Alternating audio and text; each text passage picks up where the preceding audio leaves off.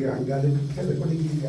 எல்லாம் போகுது எல்லாம் போகுது எல்லாம் போகுது எல்லாம் போகுது. சிவா சிவா திருச்சிற்றம்பலம்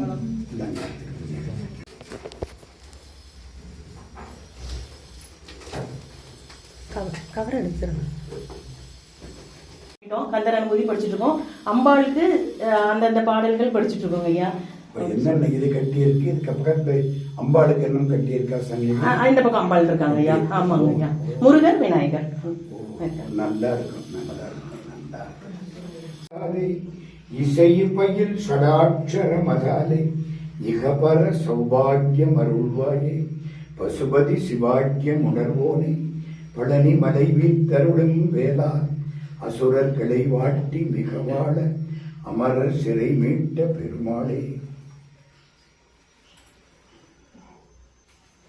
கருணை புரியாதிருப்பது நகுரையு வேலை செப்பும் கையிலை மலைநாதர் பெற்ற குமரோனே கடக புயமீதி ரத்ன மணியணி பொன்மாலை செச்சை கமழு மணமார் கடப்ப மணி ஓடி கருணம் இதயாம் மிகுத்த கனமதுரு நீள் சௌக்கிய சகல செல்வ யோகமிக்க பெருவாழ்வு தகமை சிவஞான முக்தி பரகதியும் நீ கொடுத்து உதவி புரிய வேணும் நெய்த்தவழி வேளா அருணகடபாத பத்ம மனுதினமே. நம்ம எல்லாத்துக்கும் தெரியும், எல்லா யூடியூப் சேனலையும் பார்த்துருக்கோம்.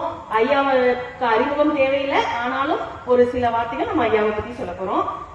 ஐயா சோ மீனாட்சி சுந்தரம் அவர்கள் புகழ்பெற்ற தமிழறிஞர், கவிஞர், எழுத்தாளர் மற்றும் ஆன்மீக சொற்பொழிவாளர். தமிழகத்தின் மிகச்சிறந்த ஆன்மீக சொற்பொழிவாளர்களில் ஒருவராக ஐயா கருதப்படுகிறார். ஐயா பேராசிரியராக பணியாற்றியுள்ளார். பல மாணவர்களுக்கு தமிழ் இலக்கியத்தை கற்பித்துள்ளார்.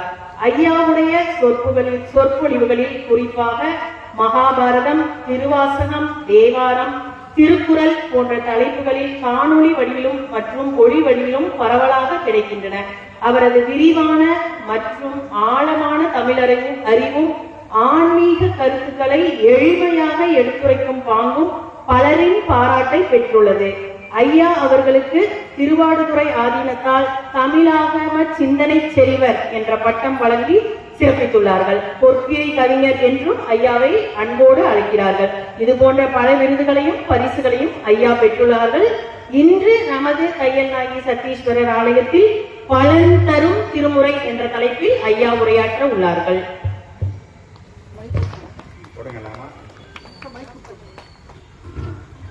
விழுந்து தாழ்ந்தடும் அமரத்தாக புறமிசை முறுவல் பூத்த புண்ணிய கடலில் தோன்றி திறமொரு சிலம்பை மேவும் சிதம்பர கணேசன் தாளை கரமலர் குவித்து வாழ்த்தி கடையனேன் உய்ந்தவாறு வரம் கொண்ட உமை முளைப்பால் மனங்கொண்ட செவ்வாயும் வரங்கொண்ட களிமயிலும் 12 கண்மலரும் சிறங்கொண்ட மறையிறைஞ்சும் சேவலியும் செந்தூரன் கரம் கொண்ட வேலும் எந்தன் கண்ணை விட்டு நீங்காவே.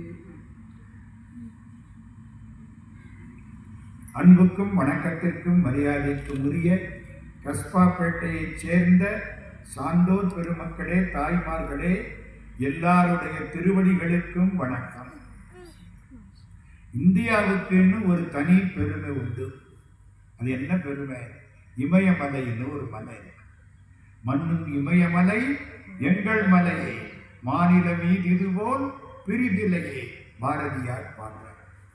இமயமலையில ஒரு பெரிய சிகரம் இருக்கு. அந்த சிகரத்துக்கு பேர் எவரெஸ்ட்னு பேர். எவரெஸ்ட் கிட்டத்தட்ட 29,000 அடி உயரம். ஏற முடியலை, இப்பத்தான் ஏறி பார்த்தாங்க எல்லாம். இந்த பிளேன் பறக்கிற போது எவரெஸ்டுக்கு மேலே பறக்கும். ஆனால் அதுக்கு பக்கத்தில் 22,000 அடி உயரம். நான் சொல்கிறேன் இன்னொரு மலை 22,000 அடி உயரம். எவரெஸ்ட்டை விட சின்னது. அந்த மலைக்கு வந்து பார்த்தா பிளேன் அந்த மலையை சுற்றிக்கிட்டு போகுமே தவிர மேலே போகாது. எவரெஸ்ட் 29,000 அடி உயரம். அங்கே மேலே போகுது பிளேன். நான் சொல்கிற மலை 22,000 அடி உயரம். சுற்றித்தான் போகும், மேலே போகும். இன்னைக்கு நாளைக்கு எவரெஸ்ட்டை எட்டியாச்சு. இந்த 22,000 அடி உயர மலையை எட்டி பார்க்க முடியல. தூரத்தை நின்று பார்க்கலாம், அந்த தெரியுதும்பாங்க, நின்று பார்க்கலாம். மலையை சுற்றி வரலாம். சுற்றி வர்றது 54 கிலோமீட்டர் நடக்கணும். சுற்றி வரலாம், கிட்ட போக முடியாது. ஏன் சார் போனால் என்ன ஆகணும்? மூச்சு முட்டி செத்து போயிடும். ஆக்சிஜன் குறைச்சல். நமக்கு என்ன வேணும்? மூச்சு காற்று வேணுமா இல்லையா? காது தகராறுனா மிஷின் வைக்கலாம், கண்ணு தகராறுனா கண்ணாடி போடலாம், மூச்சு தகராறுனா முடிஞ்சில்ல போச்சு, ஒன்றும் பண்ண முடியாது. அங்கே மூச்சு ஆக்சிஜன் குறைச்சி. அந்த மலைக்கு பேர் கைலாசம், மவுண்ட் கைலாஷ். அந்த மலையை பார்த்தாலே சந்தோஷமா இருக்கும், அந்த மலையை கும்பிட்டாலே நல்லா இருக்கும். முதல்ல மேற்கு பக்கம் தெரியும், அப்புறம் அப்படியே சுற்றி போனோம்னா கொஞ்சம் வடக்கு பக்கம் தெரியும், அப்புறம் கிழக்கு பக்கம் தெரியும், தெற்கு லேசா தெரியும், பிரகாரம் தான் வரலாம்.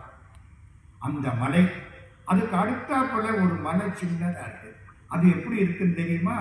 இந்த நம்ம கோயில்கள்ல அம்பாள் சன்னிதானத்துல ஒரு பீடம் வச்சிருப்பாங்க, கீழே பார்த்துருக்கீங்களா? அதுக்கு என்ன பேரு?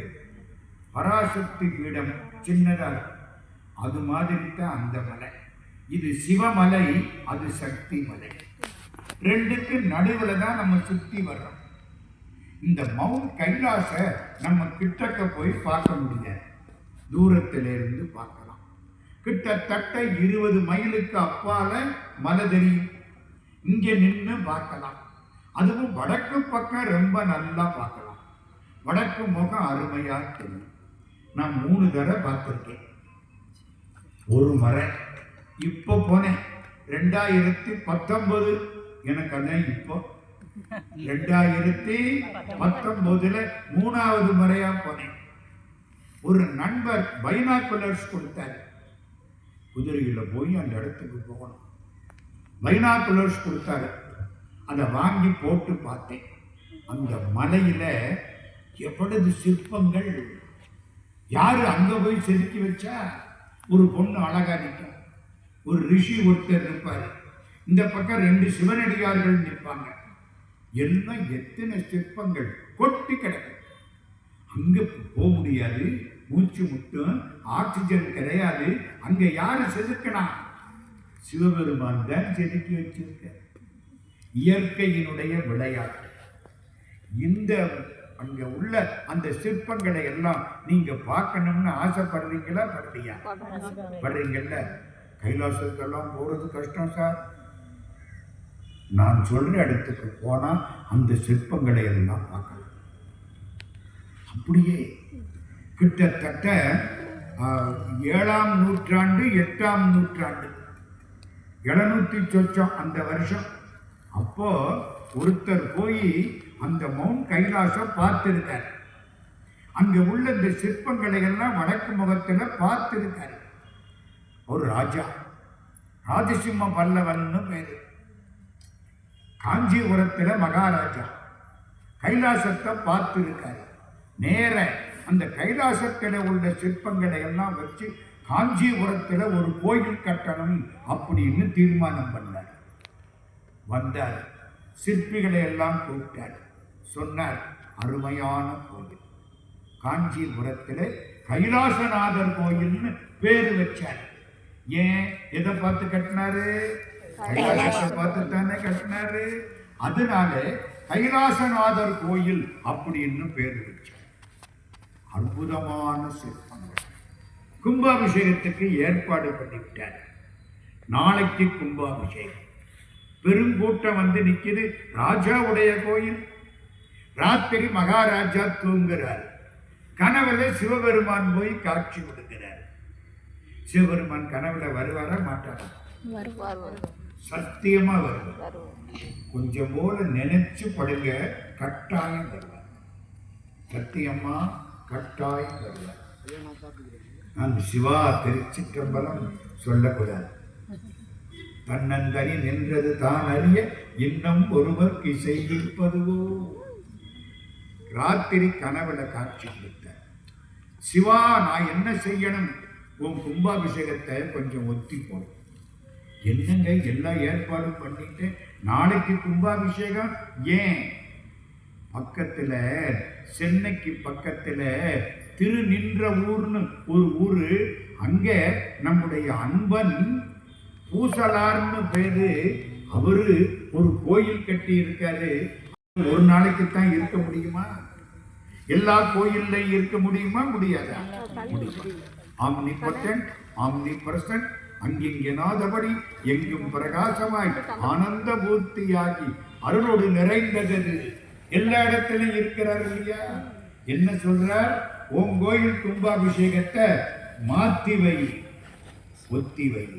நாளைக்கு நின்ற ஒரு பூசல் அன்பன் நெடிது நாள் நினைந்து செய்த பொந்திகள் கோயில் அங்கே நாம் புகுதும். அவன் ஒரு கோயில் கட்டி இருக்கான், அந்த கோயிலுக்கு நாளைக்கு போகணும். அதனால அவன் எப்படி கட்டினான்? ரொம்ப நாள் கட்டி இருக்கான். நின்ற ஒரு பூசல் அன்பன் நெடிது நாள் நினைந்து, அப்படின்னு என்ன பார்த்தான்? நெடிது நாள் நினைந்து, நினைச்சு நினைச்சு நினைச்சு நினைச்சு ரொம்ப நாள் கட்டி இருக்கிறான். அந்த கோயில்ல நாளைக்கு கும்பாபிஷேகம், நான் அங்க போகணும். உன் கும்பாபிஷேகத்தை ஒத்தி வை. ராஜாவுக்கு எப்படி இருக்கும்? நான் கைலாசத்துக்கு போய் பார்த்துட்டு வந்து கைலாசநாதர் கோயில் கட்டி இருக்கிறேன். இந்த கோயிலுக்கு போயிருக்கீங்களா? காஞ்சிபுரத்தில்? காஞ்சிபுரத்துக்கு போனா போங்க. இங்கே கர்ப்ப கிரகம் மாதிரி தாயினுடைய கருவறை இருக்குல்ல, அது மாதிரி ஒரு அமைப்பு இருக்கும். இந்த பக்கம் போனா உள்ளுக்க போய் கும்பிட்டு, அம்மா அம்மா வயிற்றுல கருவறையில என்ன டியூப் லைட்டை போட்டிருக்காங்க, இருட்டத்தானே இருக்கும். அது மாதிரி கும்பிட்டு அதுல போய் இறங்கி பெரும்பாலும் பட்டு ஒரு சுத்தி இந்த பக்கம் வரணும். அதுக்குள்ள மூச்சு வாங்கிடும். இந்த கனமா இருக்க ஆளுக்கு மாட்டிக்கிறோம், கஷ்டம். வெளியில வர விட்டு அப்பாடான்னு இருக்கும். அதை ஒரு சுத்தி வந்தா இனிமே தாய் வயிற்றுக்கு போக வேண்டாம், பிறவி கிடையாது. இன்னைக்கு இருக்கு எங்க ஊர்ல காஞ்சிபுரத்துல கைலாசநாதர் கோயில். ராஜா என்ன பண்ணா? அது யாரா? திருநின்ற ஊர்ல அப்படி ஒரு ஆள். ராஜா குதிரையில புறப்பட்டு மெட்ராஸ் கிட்ட வந்துட்டான். காஞ்சிபுரம் மெட்ராஸ் பக்கம் தானே. மெட்ராஸ் கிட்ட வந்தாச்சு. திருநின்ற ஊர் இதானே? ஆமா. உள்ள வந்து பார்த்தா கோயில இல்லாம ஒன்னத்தை இல்லாம. ஏங்க இந்த ஊர்ல பூசலார்னு ஒருத்தராமே, இந்த ஒரு சாமியார் உட்கார்ந்து இருக்காரு, அவரு தான். வந்து பார்த்தா இந்த பாருங்க இப்படி உட்கார்ந்து இருக்காரு. இது என்னம்மா? இன்னொன்னு தெரியுமா? ராத்திரிக்கு தூக்கம் வரலன்னா கையை இப்படி வச்சுக்கிட்டு ஒரு 15 நிமிஷம் உட்கார்ந்துருங்க, அருமையா தூக்கம். எனக்கு தூக்கம் வரல, மாத்திரை போடணும், நேற்றின் தூக்கம் வரல, முந்தானத்தின் தூக்கம் வரல, நாளைக்கும் தூக்கம் வராட்டி என்ன செய்யறது அப்படின்னு நினைச்சீங்கன்னா சைக்கியாட்ரிஸ்ட் கிட்ட போய் நிற்க வேண்டியது. இதுக்கு என்ன பேரு? இப்படி உட்காரணும். கூடுமான வரைக்கும் எப்பவும் இந்த இது மின்சாரம் பாயும். இப்படியே உட்கார்ந்தீங்கன்னா உடம்புக்கு அவ்வளவு நல்லது.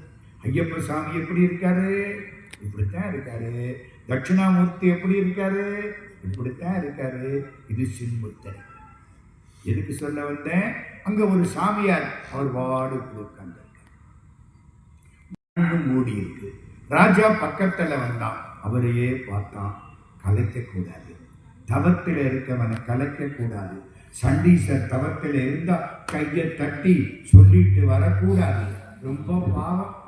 அவர் தவத்தை கலைக்கக்கூடாது.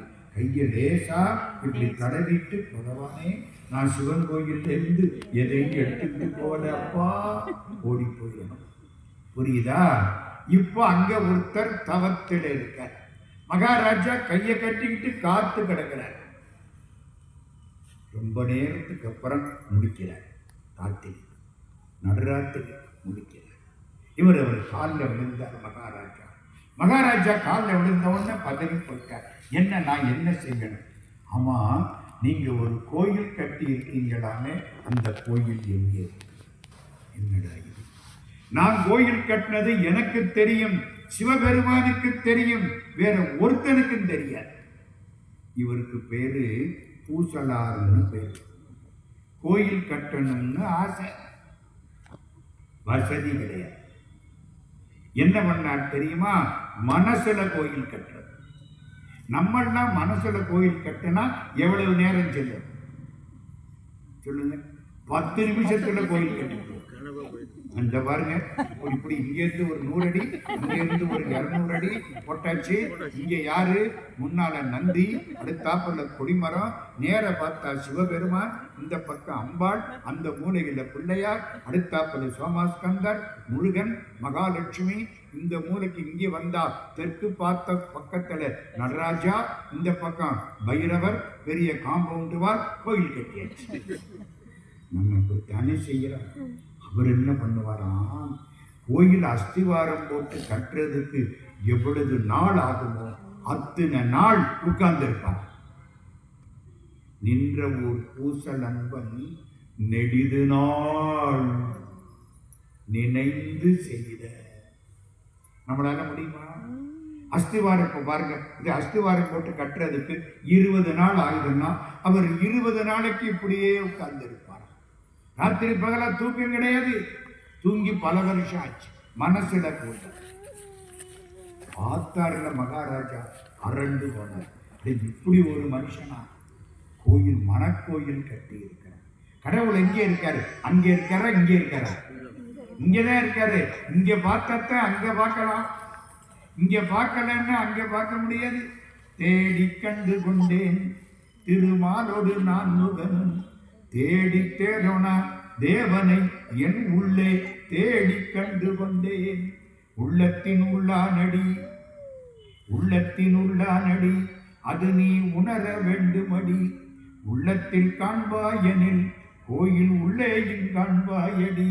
இங்கதானே பார்க்கணும். உள்ளம் பெருங்கோயில் ஊருடம்பு ஆலயம், வள்ளல் பிரானார்க்கு வாய் கோபுர வாசல், தெள்ளத் தெளிந்தார்க்கு ஜீவன் சிவலிங்கம், கள்ளப்புலனைந்தும் காளாம் அணிவிளக்கு. இங்க கோயில் கட்டிட்டார். ராஜா விழுந்து விழுந்து கும்பிடுறான். சாமி, உன் கோயிலுக்கு சிவபெருமான் வரலைங்கிறார். நான் பல லட்சம் செலவழிச்சு கட்டி இருக்கிறேன், ஒத்தி போடு. கண்ணீர் விட்டாருதான். அதுக்கப்புறம் அந்த கோயில் கட்டப்பட்டது. இன்னைக்கும் கைலாசநாதர் கோயில் காஞ்சிபுரத்தில் இருக்கு. இப்போ எனக்கு ஒரு சந்தேகம், நல்லா கேட்குறீங்க. இந்த சிவபெருமான் இருக்காருல்ல, யாரு கனவுல போனார்? ராஜா கனவுலையா, பூசலார் கனவுலையா? ஏன் பூசலார் கனவுல போகக்கூடாதா? போய் இப்போ நம்மளா பூசலார் கனவுல போய், இந்த பாரு, நீ மனசுல தானே கட்டின, இது உனக்கு தெரியும், எனக்கு தெரியும், வேற ஒரு வயலுக்கு தெரியாது. அதனால கும்பாபிஷேகத்தை அடுத்த வருஷம் வச்சுக்க. அவன் ரொம்ப பாடுபட்டு கட்டியிருக்கான், ஊருக்கெல்லாம் சொல்லிட்டான். அப்படித்தானே சொல்லணும். ஏன் சிவபெருமான் அவன் கனவுல போனார்? ராஜா கனவுல. ஏன் பூசலார் கனவுல வரல? ஏன் தெரியுமா? பூசலார் கனவுல சிவபெருமான் வர முடியாது. என்ன சார், ஒன்றும் புரியலையே. ஏன் முடியாது? இவன் தூங்கினாத்தானே, தூங்கினாத்தானம்மா கனவு வரும். ராத்திரி பகலா தூங்கலையா? இந்த கோயிலை கட்டி விட்டு இந்த கோயிலை கட்டி முடிக்கணும். ராத்திரி நினைக்க தூங்க வருமா? வராதுமா. என்ன பண்ண போறோம்? கட்ட ஆரம்பிச்சிட்டமே, முடிக்கணுமே, கடவுளை தூக்கம் போயிடும். ராத்திரி பகலா முடிச்சு கோயில் கட்டுனா. அதனால சிவபெருமான் என்ன பண்ணாரு? அவன் கோயிலுக்கு முதல் உறுதி. மனசுல நினைச்சிட்டீங்கன்னா சிவபெருமான் கோயில் கட்ட எல்லா ஏற்பாடும் பண்ணுவார். எங்க நினைக்கணும்? கோயில் கட்ட மனம் வேணுமா, பணம் வேணுமா? மனம் தான் வேணும். நினைச்ச எப்படியோ எங்கேயோ ஒருத்தன் வந்து நிற்பேன், கவலையே படாது. புரியுதா? இந்த கோயிலை பார்த்த உடனே பூசலார் கோயிலும் காஞ்சி கைலாசநாதர் கோயிலும் நினப்பு வந்துச்சு. அதுக்காகத்தான் முதல்ல இதை எடுத்துட்டேன். இந்த வரலாறெல்லாம் எங்க இருக்கு? திருமுறையில இருக்கு. எந்த திருமுறை? 12ஆம் திருமுறை. 12ஆம் திருமுறை என்ன? பெரிய புராணம். பெரிய புராணத்துல இந்த வரலாறு பூரா. அவருக்கு பேர் என்ன? பூசலார் நாயனார். திருநின்ற ஊர். இன்னைக்கும் இந்த ஹார்ட் ஆபரேஷன் பண்றாங்கல்ல, மெட்ராஸ்ல ஹார்ட் ஆபரேஷன் பண்ணிட்டு திருநின்ற ஊரை போய் கும்பிடுறாங்க. ஏன்? அவர் ஹிருதயாதீஸ்வரர். அவருக்கு பேர். இருதயத்துல ப்ராப்ளம்னா அவர்கிட்ட போய் நில்லு. இன்னைக்கு அவளது கூட்டம் அங்க வந்து நிற்குது. நான் இப்போ 4 விஷயம் சொல்ல போறேன். திருமுறைகள் 4 விஷயம். இந்த 3 பேர் யார் யார்? 3 பேர் திருஞான சம்பந்தர், திருநாவுக்கரசர், சுந்தரமூர்த்தி சுவாமி. அதுக்கப்புறம் மாணிக்க வாசகர். 4 பேர். இந்த 4 பேருக்கு என்ன அடையாளம்? கோவிலுக்குள்ள போறோம், ஏதோ 4 சாமி இருக்கு. ஞான சம்பந்தருக்கு என்ன அடையாளம்? கையில என்ன இருக்கா? தாளம் இருக்கும். தங்கத்தாளம். யாரு கொடுத்தா? இந்த இவர் கொடுத்த சிவபெருமான் கொடுத்தாரு. எந்த ஊர்ல? திருக்கோலக்கா. திருக்கோலக்காவில் தங்கத்தாளம் கொடுத்தாங்க. அந்த புள்ள அதை வாங்கி அடிச்சு பார்த்தது, சத்தமே வந்த பொத்து பொத்துன்னு கேட்குது. ஏன்? அம்பாள் அங்கேருந்து ஒரு பார்வை பார்க்கிறார். சிவபெருமான் சிவனேன்னு தான் இருப்பாரு. சக்தி கொடுக்கிறது யாரு? சக்தி தான் சக்தி கொடுக்கணும். புரியுதாம்மா? அம்பாள் ஒரு பார்வை பார்த்தாலாம், சத்தம் வந்துருச்சான். அவளுக்கு என்ன பேர் தெரியுமா?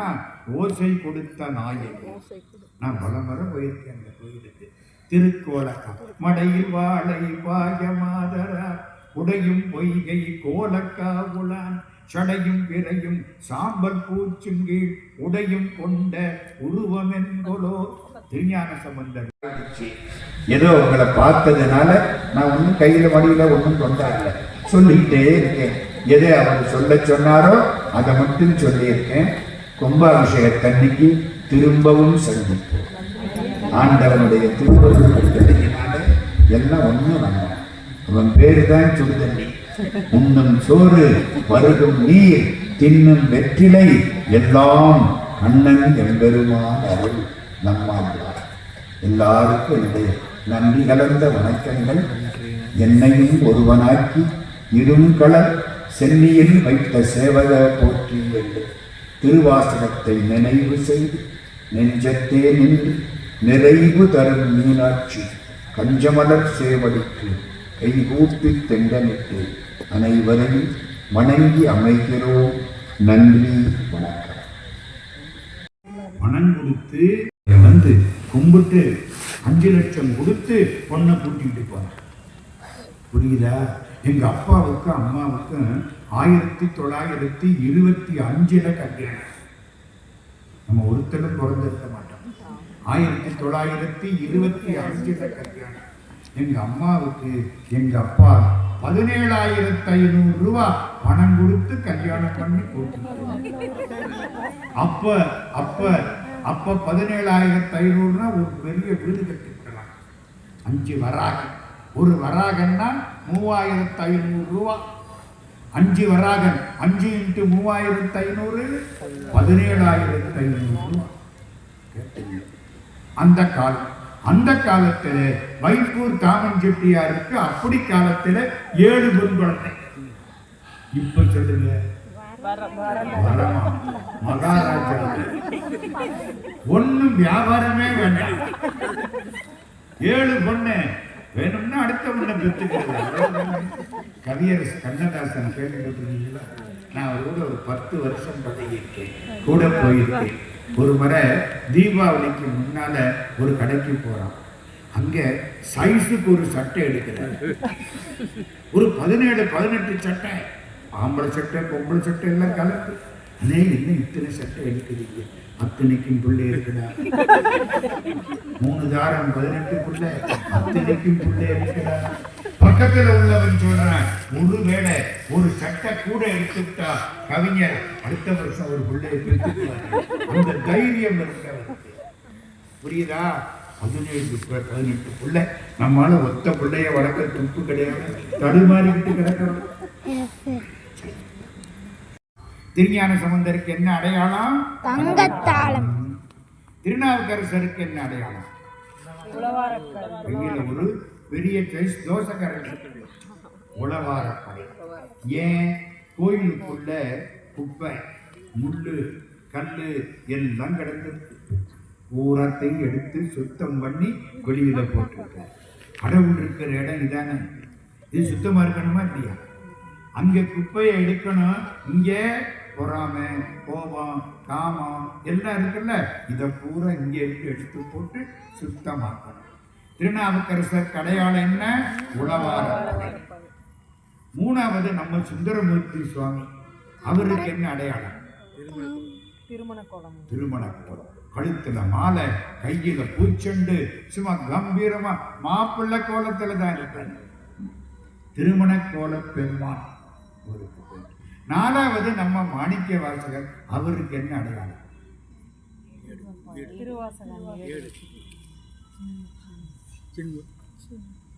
இந்த கையில ஜெபமாலை, இந்த கையில திருவாசகம், இதுதான் அடையாளம். இந்த 4 பேர் வரலாற்றில் இருந்து 4 நிகழ்ச்சி உங்களுக்கு சொல்லப்படும். 4 பேரும் கோயிலை எழுப்பிடுவோம். யார் எழுப்பா? ஐயார்கள் தான் எழுப்பணும். 1 திருஞான சம்பந்தர். ஒவ்வொரு வரலாறு சொல்லிட்டு போறேன். 4 பேர். திருஞான சம்பந்த பிள்ளையார் 3 வயசுல பாட ஆரம்பிச்சவர். அவங்க அப்பா தோல்ல உட்கார்ந்துட்டு போவாராம், அவங்க அப்பா தூக்கிட்டு போவாராம் அந்த காலத்துல. அப்புறம் சிவபெருமான் பல்லக்கு கொடுத்துட்டாரு. அப்புறம் இவர் பல்லக்கில் தான் போவார். இந்த கும்பகோணம் தாண்டி, கும்பகோணம், திருவாரூர் எல்லாம் தாண்டி திருவாரூர் பக்கத்துல ஒரு கோயில், திருமருகல்னு ஒரு கோயில். என்ன பேரு? திருமருகன். அந்த கோயில்ல ஸ்தல விருட்சம் வாழைமரம். இந்த வாழைமரம் ரொம்ப முக்கியம். ஏன்? ஒரு வாழை சாகிற போது என்ன செய்யும்? இன்னொரு வாழையை உண்டாக்கிட்டு சாகும். நான் இறக்கிற பொழுது நான் பண்ணின நல்ல காரியத்தை பண்றதுக்கு ஒரு குழந்தைய பெற்று அந்த குழந்தை நான் பண்ண நல்ல காரியத்தை செய்யணும். நான் அதுக்கடுத்த புள்ள பெறது எதுக்கு? கொல்லி வைக்கிறதுக்கா? கொல்லி எவனோ வச்சுட்டு போறான், என்ன கெட்டு வச்சு ரொம்ப பேர் நினைச்சுக்கிட்டு இருக்கான், கொல்லி வைக்க பிள்ளை இல்லை, கொல்லி வைக்க பிள்ளை இல்லை. தப்பு. பையன் பிறந்த உடனே என்ன செய்வேன்? கொல்லியை தூக்கிக்கிட்டு நான் தயார், நீ தயாரான்னு கேட்பானா இல்லையா? சொல்லக்கூடாது. பிள்ளை எதுக்கு? நம்ம பண்ணின நல்ல காரியத்தை நமக்கப்புறம் பண்றதுக்கு. வாழையடி வாழை. ஒரு வாழை மரம் சாகிற போது பிள்ளைய உண்டாக்கிடுவான். இனிமே நான் பண்ணினதை பூரா என் பிள்ளை பண்ணுவான். என்ன கொடுத்த வாழை மரம் அவ்வளவும் பயன்படும். வாழைத்தண்டு, வாழை இலை, வாழைக்காய், வாழைப்பழம் அவ்வளவும் பயன்படும். வாழைத்தண்டு உடம்புக்கு அவ்வளவு நல்லது. வயிற்றுல உள்ள புண்ணெல்லாம் ஆறி போகும். என் புள்ள பார்த்துக்குவான். வாழையடி வாழை என வந்தது கூட்ட மரபினில் யான் ஒருவன் என்றோ வகையறியேன். இந்த ஏழைப்படும் பாடு எனக்கு திருவுளச் சம்மதமோ, இது தகுமோ, இது முறையோ, இது தருமந்தானோ, மாலை மணி பொது நடஞ்சை வல்லால் நீ எனக்கு, நான் உனக்கு மகன் அலனோ, நீ எனக்கு வாய்த்த தந்தை அலையோ, கோளை உலகுயிர் துயரம் இனி பொறுக்க மாட்டேன். கொடுத்தருள் நின் அருள் ஒளியை கொடுத்தருள் இப்பொழுதே. வள்ளலார் ராமலிங்க சுவாமி பாட்டு. வாழையடி வாழை, வாழை. அந்த மருகல்ல ஸ்தல விருட்சம் வாழை. திருஞான சம்பந்த பிள்ளையார் அங்க போறார். வயசு என்ன? ஒரு 7-8 வயசு இருக்கும். அவ்வளவுதான். தான் இப்படி இருப்பார். தெரியுதா? இப்படி இருப்பார். சந்தோஷமா இருக்கு. அவனை பார்த்தாலே திருஞான சம்பந்தரை பார்த்தாலே நல்லா இருயா, சந்தோஷம். கம்பீரம். அவருக்கு பேர் தெரியுமா? சிறிய பெருந்தகையார். சிறிய பெரிய ஆளு சைசி சின்ன. இப்போ திருஞான சம்பந்தர் போறார். இந்த பக்கம் கோயில் மணி அடிக்கிறாங்க, பூஜை ஆகுது. அந்த பக்கம் சத்திரம். சத்திரத்துல யாரோ அழுதுட்டு இருக்காங்க, சத்தம் போட்டு. அங்க போகலாமா, இங்க போகலாம்? கோயிலுக்கு போனா பிரசாதமாக கிடைக்கும். இந்த அழுதுகிட்டு இருக்க இடத்துக்கு கொண்டதுக்கு போவாங்க. அப்படித்தானே நினைப்போம். ஞான சம்பந்தர் அப்படியே நிற்கிறார். கோயிலுக்கு போறதை விட ஒரு அழுகுரல் கேட்கும். பெண் ஒருத்தி அழுகிறாள். இந்த பெண்ணுடைய கண்ணீரை துடைப்பதுதான் சிவன் கோயிலுக்கு போய் வழிபாடு செய்வதை விட முக்கியமானது. அதுதான் செய்வோம். கோயிலுக்கு போமா, பொண்ணோட அழுத கண்ணை துடைப்பமா? ஞாபகம் வச்சுங்க. கோயிலுக்கு போகல, நேர சத்திரத்துக்குள்ள போயிட்டாங்க. சத்திரத்துக்குள்ள போனா ஒரு பொண்ணு உட்கார்ந்துருக்கு. எதிர்த்தாப்புல ஒருத்தன் இறந்து கிடக்க, கூட்டம் சேர்ந்துருச்சு. அந்த பொண்ணு ஓன்னு அழுதுகிட்டு இருக்கு. இறந்து கிடக்கிறவங்க உடம்பெல்லாம் அப்படியே நீளம் பாதிச்சு கிடக்கு. திருஞான சம்பந்தருக்கு கண்ணீர் வருது. என்னடா இந்த பிள்ளை இந்த அழுகுதே, பாவம், என்னம்மா நடந்துச்சு? அந்த பிள்ளைக்கு சொல்ல முடியல. பக்கத்துல இருந்தவங்க அந்த பிள்ளை எல்லாரும் கொஞ்சம் கொஞ்சமா கதையை சொன்னாங்க. திருமருகலுக்கு பக்கத்துல ஒரு 10-12 கிலோமீட்டர்ல வைப்பூர்னு ஒரு ஊர். அங்கே தாமன் செட்டியார் அப்படின்னு ஒரு வணிக வியாபாரி தாமன். அவருக்கு அந்த காலத்துல 7 பொண்ணு. 7 பொண்ணு பிறந்தா அது வரமா சாபமா? 7 பொண்ணு பிறந்தா அது வரமா சாபமா? 2 பேரும்